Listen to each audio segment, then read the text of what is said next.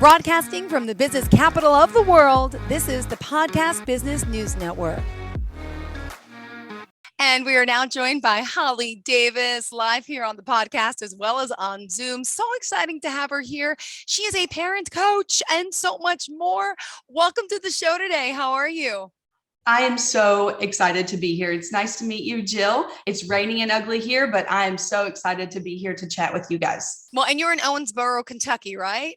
That's right. I'm south of you guys. I'm in Owensboro, Kentucky. Well, we're in New York and it is rainy and we're in for a wild ride the next few days, all of us. So it's good to know we got that in common and lots in common as parents. Please introduce yourself to our listeners. Tell us a little bit about yourself to start, Holly.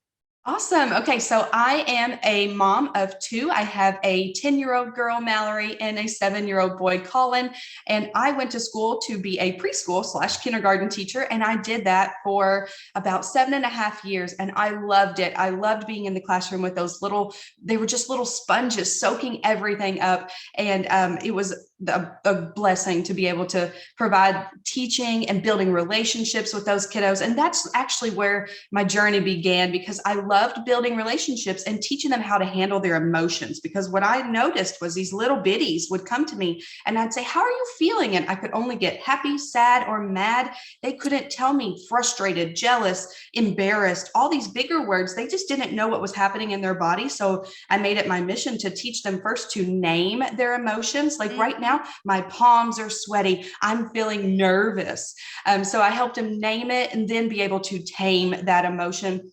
And I guess I just realized, I was really making a difference in my class family. It was beautiful. They loved each other. It was wonderful. But then they would go home to families and parents that maybe necessarily didn't understand how to tame their own emotions and self-regulate their big feelings. So I started offering just, "Hey, parents, do you want to come and learn about what we're doing here in the classroom?" And it was a slow go at first. Some parents would come and they'd be like, "Is this a parent-teacher conference?" And I'm like, "No, but we're going to talk about our feelings and emotions." And they'd be like, "Nah, never mind." And it's okay. It's all right. It was rough at first. And I would come home and I'd be kind of defeated because nobody would come. But listen, Jill, my daughter, Mallory, she told me, she said, "Mama, you can't stop because there are still moms out there that yell at their kids and you have to help them." And I'm like, "Oh, talk about convicted." I said, "Yes, ma'am." So I did not quit.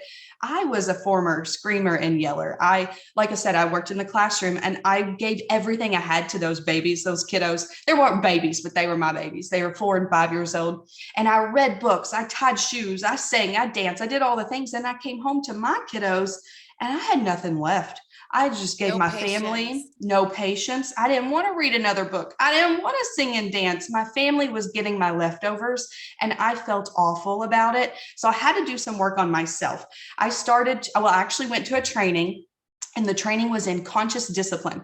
And I love to doodle and draw. And I was doodling on my hand and I just drew a little pause button like this. They were talking about pushing pause, taking a second to think before you just react. And that's where I was. I was living in just reaction mode. I just said what came to mind.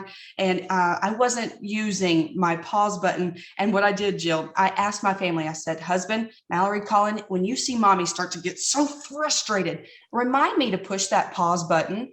And they did. And here I am now. I've started to understand my own emotions, tame my own temper. And that's the thing about me. I teach from a place of, I get you. There is no judgment. I teach from a place of my mistakes, what I've learned from the classroom, from my own kids. So I just started offering those classes to parents and I loved it. So I actually left the classroom and started just teaching parenting classes with a nonprofit in our town. And of course, that was over quarantine time. So I started doing it through Zoom, building those relationships. And that's another perk about me. I guess I've been told that I'm a passionate person and I clearly I can see that. We can hear that. Yeah, your energy is great. And I just admire you because my son is in pre-K. He's 5 and he has the best teachers in the district and some people are jealous and they are like you. They sing, they dance, they're on their level every day. They're just amazing people. And I look up to them and I wish they would bring us to class to teach us the skills you're talking about because I went went there for it was for Easter. I was finally able to take off work and I went there for a little Easter party and I got to see them dance and sing and it was like they are so good with my children. I want to be that good. Wow. How could Oh, I live up to their standards? But you know what? Not every mom in that classroom can go home and sing and dance. I'm one absolutely. of those. I am, but I still have my faults. I still yell. I do get frustrated, and Uh-huh. yeah, we all do. So I love, Absolutely. by the way, on your website, I want to point out it's hollydaviscoaching.com. And you say, are you tired of yelling? Do you want your kids to Yeah. listen? Do you have mom guilt when you Yes. lose your cool? And you can admit it was you, it was me, it's all of us. But you, especially with your expertise as a preschool teacher and so much more, and a mom, it's exciting to know you have these services and you can help moms all over the world now, right? I can, yeah. So I've been in my own small business here for about a month now. I offer a one-on-one coaching process. We could do that via Zoom, and it's very like specific to your situation. So if you've got a kiddo that throws a fit at bath time, that is, whatever, picky eater, whatever we've got going on with those specific situations, I can help you walk you through that. I like to call myself the cheerleader of moms. My love language is words of affirmation. And, it takes a village to raise kids. And I don't know how people do it on their own. I'm blessed to have so many loving people in my life, but I want to walk alongside parents and teach them how to handle these frustrations that their kiddos, you know, parents just don't know what they don't know. And that's what I want to share with them, things that I've learned along the way. So I do offer a one-on-one coaching relationship. And then I've been wanting to partner with some churches to do a group setting. So we could be able to get more people in at once and have that conversation, because that's what I did in my school. I offered it and parents came, and Jill, the relationships that they built, it was such a community of moms saying, your kid does that too. Oh my gosh, I'm not the only one. And I don't know what it is about just validating that we're not alone on this planet, that we all struggle. It just makes you feel like, oh, I can breathe. Oh my goodness, I'm not Yeah. the only one. Yeah, so that's what I offer right now. I also wrote a book, Jill, you've got to get this. Yes. Okay. So while I was in the classroom, I love teaching about the brain, how our survival state just sends us into this fight, flight, or freeze. Okay. We all know that it's just a natural response to feeling threatened. Now, littles, okay, your little guy in pre-K, when you say, buddy, it's time to go take a bath, he perceives that as a threat. He's like, I'm still playing. I don't want to stop. And he's going to fight, flight, or freeze that. So we've got to teach them, you're not a bad kid. You're not, there's Uh-huh. something wrong with you. Your body there's a stimulus that's happening in your body. So I wrote a book, and it is about the how we flip our lid. And if you look at your brain like a fist like this, when you flip your lid, the smart part goes offline. It Sure can't help does. you. Sure It can't help does. you make good choices. I can So relate. yes, girl. And sometimes us parents, we make mistakes when they're throwing their big O fits. We want to yell, we want to point, we want to discipline in that moment, but we can't. We can't. They're essentially in a burning building. And, if you're Miss Jill is up in a burning building, it's on fire, and I'm all like, hey, girl, calm down, Jill. Ah, No, just calm down. It's fine. Just breathe. You got this. Calm down. Would you want to hear that right there in that moment? no, no, No way. no. No, you'd be No. like, crazy lady with a hair bow, get out of my way. Once you get across the street to safety, then I could explain to you, Jill, wow, that was scary. Oh my Yeah. goodness, how are you feeling? Wow, that's hard. So that's what I want to teach to kids, because I know that was something that helped children in the classroom to understand there's nothing wrong with them. It's a physical thing that happens in their body. So be on the lookout. I've got an illustrator in Sri Lanka that's working on my little characters, but I'll be ready to publish that soon. Great. Let me ask you this. You mentioned in your notes a little parallel about a story you wanted to share. Yes, that is Two one of my favorite sisters. stories. Yes, so that is why I left the classroom. I was, I was doing all I could for the kiddos, the 4 and 5 year old kids, but really, what difference can they make when they go home? I tried to help the parents, but there's a parable of two sisters walking along a river, and they see a child floating down the river. Oh my goodness, Ah, they jump in and save it. And another one comes, and they jump in, they're saving this kid and saving another one. And here comes more and more. And one of the sisters just takes off, books it up up a hill, and the sister's like, what in the world? Where are you going? Well, anyway, she ran upstream to figure out why they're falling in the first place. And that's what I want to do. I want to get to the heart of the matter. Like, what's going on in our families? Are we too busy? Are we sitting at a dinner table and having conversations with our kiddos? Are we modeling healthy self-regulation skills? That is upstream. And that actually is what I named my curriculum. I built this curriculum of what the course that I've designed, and all the words spell out upstream, because it is so important to take that step back and think, all right, am I modeling a healthy regulation of how I can handle my emotions? So yeah, that is a really important little parable to me, the two sisters. I love it. So let me just ask you this. I also noticed on the website, just to point out, you do offer, it's a 30-minute free consult? Sure, yes. Or what do we call it? Discovery call? What's the proper name? Yeah, you really checked it out, girl. Of course. So discovery call is just where you kind of share with me what's going on in your life and your family. And I feel, I'm happy to give some tips right there. But then I'd also love to figure out if we're a right fit. I am not everybody's cup of tea. I'm a little out there. I'm a little much. Okay. I am very passionate. So if we vibe, and if you think I'm the right fit for you, I would love to start a coaching relationship of one-on-one time. Yeah. All right, good to know. Also, we also have for you lots of notes, which is great because it's how we got to get to know you, Miss Holly Davis. A little bit more about what makes you stand out, would you say? Some other people, there's other people who may coach parents out there, but what makes you so unique, if you don't mind sharing? That's a great question. I lived it. I lived that life of where I went to work all day and I came home empty. And I know what it feels like to be an overwhelmed and overworked mom. And it starts with us. A lot of times parents will be like, you got to fix my kid. You got to fix this. You got to fix that. And, it just took a big kick in the pants to me to understand, it starts with me. I've got to take care of myself first before I can teach my kids how to handle their emotions. The word discipline means to teach. And I feel like I'm a really raw and honest person, that I teach from what I've learned in the classroom and with my own family. The hair bow it's actually quite a story, because I was in the classroom. Yeah, so I was in the classroom with littles, and I'd come in there and they'd be like, Miss Holly, I love you. You're so pretty. I love your hair bow. And I'd be like, oh my goodness. So it just filled me up so much. But then I was in an elementary school. So I'd walk my little ducklings across the hallway, and those fifth graders would look at me like, what are you doing, Miss Holly? You're such a goober. And I was like, you know what? It's okay. If I want to wear a hair bow at 36 years old, that's all right. Yeah. It's like my mission to be, I want to teach little girls, especially girls, confidence. Yes. And if you feel beautiful in a hair bow, go for it. My sparkly earrings make me feel pretty, go for it. So I'm an interesting cat, I guess. So I do think that what I have is special, because I teach from what, there is no judgment. I understand. I was there. I know what it feels like I was a yeller at my kiddo, and I can remember her sitting on her bed. Her room was messy. She was 3 years old, Jill. And I walked in there and I flipped my lid. I lost my cool, screamed at her. Yep. Yes, she's crying. And I'm looking at her, and that moment right there, like it's just burned in my brain. But I know in that moment, I was like, okay, I've got to make a change. Something has to happen. So yeah, right then and there, I knew I had to make a change. And that's what I teach from. I want to teach other parents from my mistakes, because otherwise, like, I would have went through all that junk for nothing. So it might as well turn it into lemonade.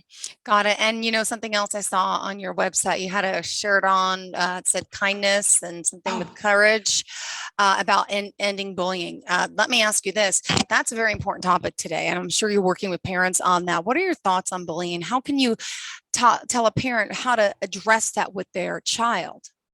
Absolutely. I have a very good lesson on that, and I call it the big voice.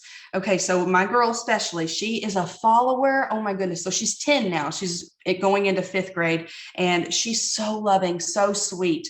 I got so lucky with her. So she is a follower, and she will just do whatever the crowd is doing. And I just really want to prepare her for, baby, one of these days, somebody's going to ask you to do something that you don't want to do, or somebody's going to say something to you that doesn't make you feel good, or put their hands on you, or whatever. So I try to prepare her, and I call it a big voice. And I will tell her, Mallory, so Colin would, I don't know, take something from her. And I'd say, Mallory, did you like that? And of course she'd say, no, I don't like that. And I'd say, well, then go tell him, I don't like it when you take take that. Ask me for a turn. So a lot of what I do, Jill, is just scripted words. You tell your kiddo, say to them, I don't like it when you do that. Instead, tell them what to do. So yeah, I call the big voice, that assertiveness. We want our kids to be able to stand their ground and be strong, independent people. That's our goal as parents, to prepare them in this world. And what better way than to give them that, now not attitudey. Now that, the big voice comes later on in my lessons, because you got to first look at people with loving eyes and say, you know what, they're giving me the best they have right now. Who knows what people have going on in their lives? I don't know what you had just come from, what interview you did right before this. So we have to be patient with people. We've got to give them empathy. So then after you look at people with loving eyes, then you can give them that big voice and say, I don't like the way you said that. I'm a big believer in, we can say what we mean, just don't say it mean. Wouldn't the world be a better place if we could all just say what we mean, but not in a mean way? It really would. Now, what would you say some of the most common problems parents have? So clearly with their own children, is it the anger issue, the yelling? What other things are you coming across that you're guiding parents maybe trying to address and handle things differently? What are some of the major problems you see? We've got a problem on our hands with some kiddos that socially just, this past 2 years has really done a doozy on kiddos' social skills. And we've got to be able to be there for them. And I love to teach about empathy and just listening. So like my Mallory, sometimes she will tell me a story and I'm like, oh my word, I'm so bored with this. Or you've told me this 4 times, or oh my goodness. But I have to make myself give her eye contact, be present in that moment, and just listen. Now I know. Wow. Yes, you've got to make yourself, you have to be aware that sometimes they just want to be heard. I know with my lovely husband, I'll tell him something, or this and this and this happened. And he goes, well, you should do this, or you should try that. And I'm like, shh, I just want you to listen. But we've gotten better. We've been married for 14 years. So now I can say, now I want your suggestions, babe. I would like your help in this. But sometimes I just want to be heard. And it's the same with our kids. So if I had any tips to anybody, just listen. And here's my favorite tip. I love this little response. Say, I know. It's hard. I know. Yeah. Man, that's hard. I say that a million times a day, to the Walmart checkout, to wherever. I know that's hard. Oh, that must be hard. Tell me more. Instead of trying to fix their problems all the time, just listen. Sometimes listen. A lot of us have that. And even with our children, right? We need to listen to them. And how have you seen the effects of COVID, the pandemic, with the homeschooling and with being out of school and virtual? How has that affected our children and parents? I mean, what type of things are you noticing with that at this point? Yeah, absolutely. Routines are just out of this whack. We kids love boundaries. They want to know what they're expected of. They really thrive whenever they are in their little box, I guess. We don't want to be, there's such a fine line. We don't want to be too overbearing. We don't want to be the helicopter moms. We don't want to be the tiger moms. There's so many parenting words out there now, but we do need to give boundaries, where I think kids were lacking that, and they were lacking routine. I love to offer teaching a visual schedule, how to keep kids, little ones, little bitties. They want to know what's coming next, and that when they feel all out of whack, they're going to go in that survival state of just, I don't know what's happening. I don't feel safe. And actually, routines and schedules make kids feel safe. And it seems, silly, but we as grownups, I've got my planner here. I write down everything. I want to know what's coming next. Same with our kiddos. And yes, they want to know what's coming next. No, I'm just thinking, same with my kids. They're 5 and 7. I should get a little, I love putting stuff on the fridge, their artwork, but they should have a little planner for each of them to show, we have sports this night, this time. And my 7-year-old can read, so he knows it's 5 o'clock this time. We got to do the homework this time. That's a great idea. Thank you. You definitely should. I have one on my refrigerator, and it's our month, and we cross off the day, and they can tell what's coming up. We got a birthday party this day, and it just makes them feel safe, because everything is all around safety. And we, as grownups, we don't relate with that. We don't feel unsafe when our schedule changes, because we have a smart part of our brain. Our brain is fully developed. Yeah. Bad news, Jill. Our brain is not fully developed until we're 26 years old. What? Really? I know. Isn't that so sad? So we have to be our kids' smart part. I didn't realize that. I know. We have to teach them the organization, the what all the executive functioning skills, time management, focus, paying attention, all those things are not fully developed until 26. Now they can do some of those things. You know, I'm not giving them an escape here, but they physically cannot do that for long periods of time. We have to teach them. Well, isn't it, don't they say though, like also with the brain, I think don't they say you learn what you know, or what type of skills do you learn up until the age of 7? It's kind of like, I thought you learned everything by 7, or I'm a little confused with that. Well, my master's degree is in early childhood education. So yeah, they are soaking up so much information. That's why they say if you're going to learn a second language, it is easiest to do that when you're younger. They are just little sponges. They literally are. And, you know, I've really done a lot of research on traumatic, adverse childhood experiences, the ACEs, and how that really affects the brain at such a young age. It physically changes their brain. Wow. And some trauma happens to them. So the brain is just fascinating to me. I love teaching about the brain because it just makes people understand that there's not something wrong with them. It's their physical way that they're made.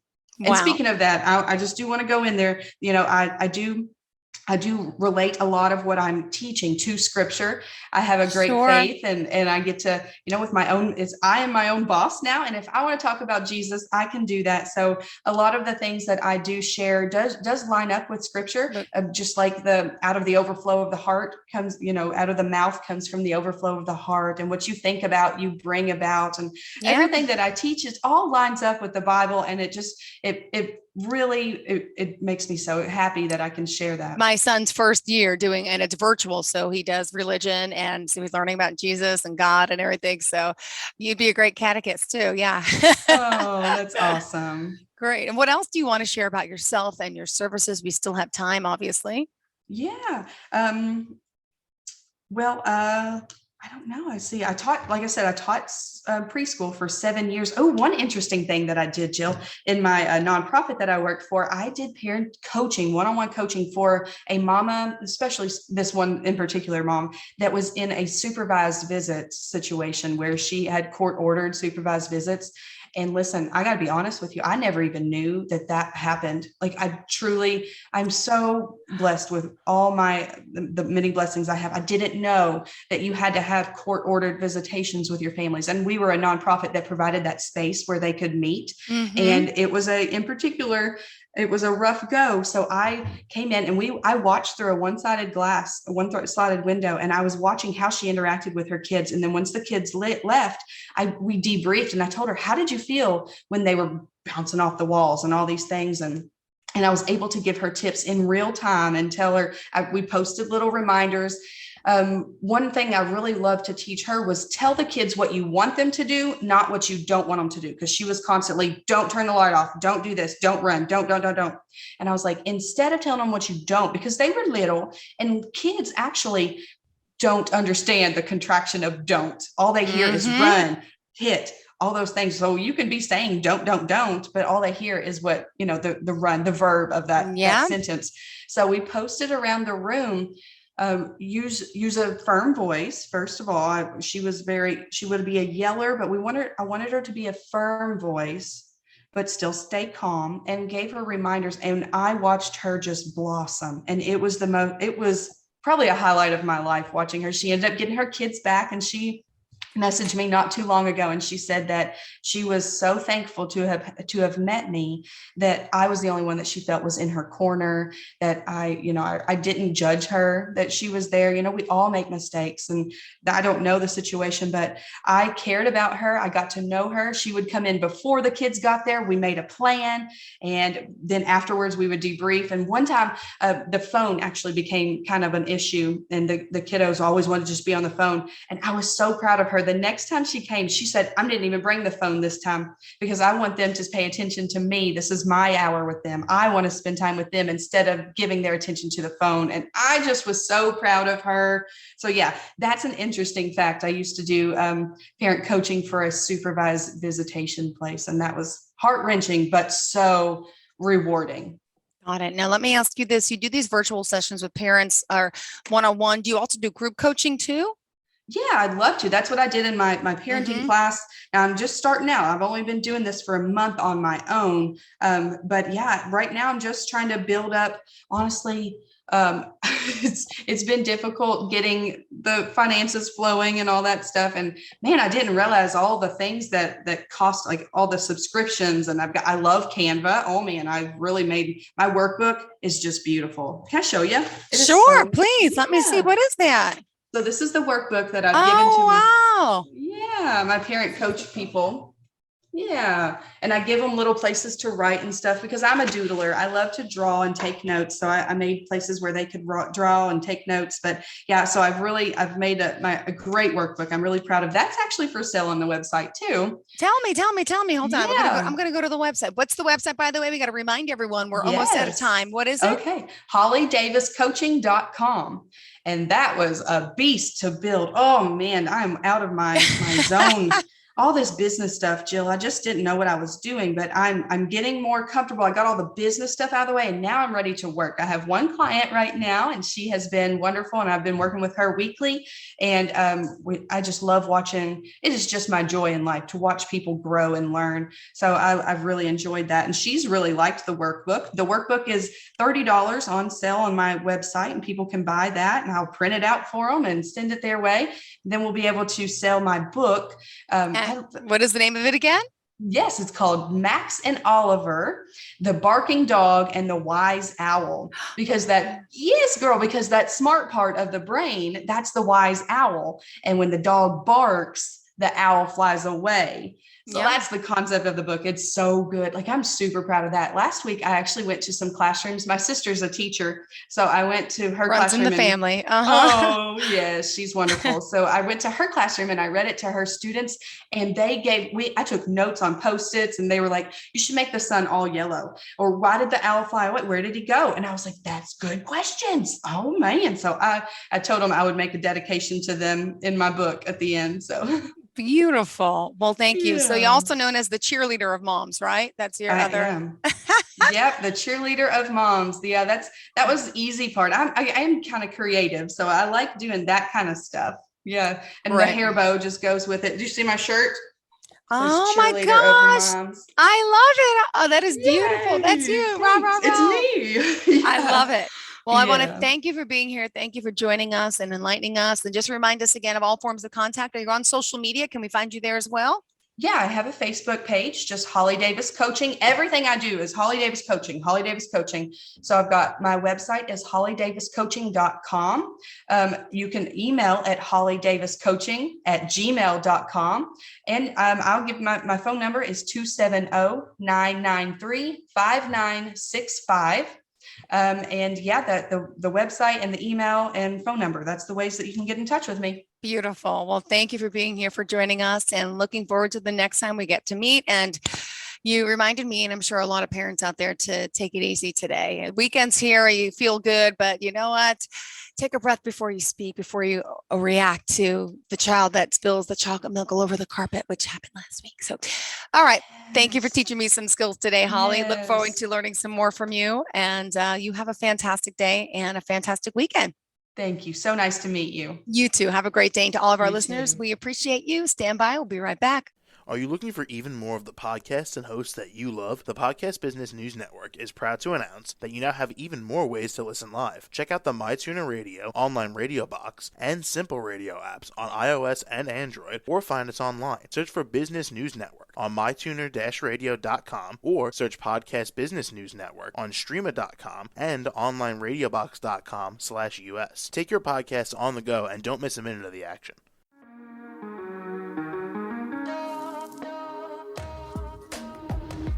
Broadcasting from the business capital of the world, this is the Podcast Business News Network. For nearly 2,000 severely injured veterans, everyday life has become filled with barriers. Day-to-day simple tasks can become pretty daunting. I have to carry my chair up 2 flights of steps or have somebody do it for me. What scares me the most is just the falling. When I'm struggling with my house, I think, to have that one great barrier just knocked down, it's crucial. Home for Our Troops is a wonderful nonprofit that builds a mortgage-free, fully adaptive, handicap-accessible house. And there's no catch. It'll be our very first home that we've ever owned. This is a game changer. This is where your life begins again. We need you to join us in completing this important mission. Please visit hfotusa.org and help build homes and rebuild lives. Because of you, everything's going to be okay.